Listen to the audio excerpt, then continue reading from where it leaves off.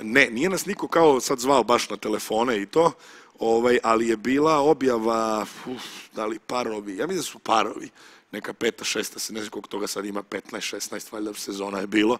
To je stvari sve jedna sezona, ali to tako predstavlja jer oni ljudi su smrde i onda ih izbace. Ja mislim da samo ubace na 9 meseci neko ko usisa i izbaci ove napolje gasto, zavrati onog Vitu i vozi. To je to.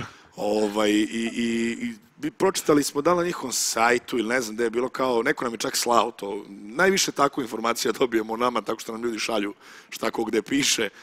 Bilo je nešto kao pročulo se da će u narednoj sezoni parova gostovati neko od ekipe Dnevnjaka. I stvarno nas niko nije pozvao nikada. Vjerojatno da su nas pozvali, tražili bi tipa 250.000 eura za nedelju plaše, dana. recimo, da zovu sada, ajde, YouTube ličnosti, jer, na primjer, kad su zvali Niksu, on je sve to snimao i onda je pustio klip u javnosti, onda ih je kao malo kompromitovao. Pa se plaše možda toga, jer to svakom onako materijal ekstra za video. Ali kakvu štetu je njima Niksa napravio? Pazi, ciljna grupa koja prati Niksu se samo u nekoj manjoj meri poklapa, ja mislim, ili ako grešim, onda smo u ogromnom problemu, jer čovjeka prati puno ljudi.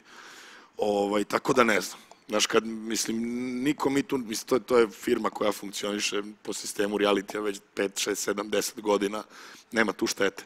Meni je samo ono što mi tu glupo što ti snimaš da te neko zvao u reality, znaš, pa kao ja sam njima rekao.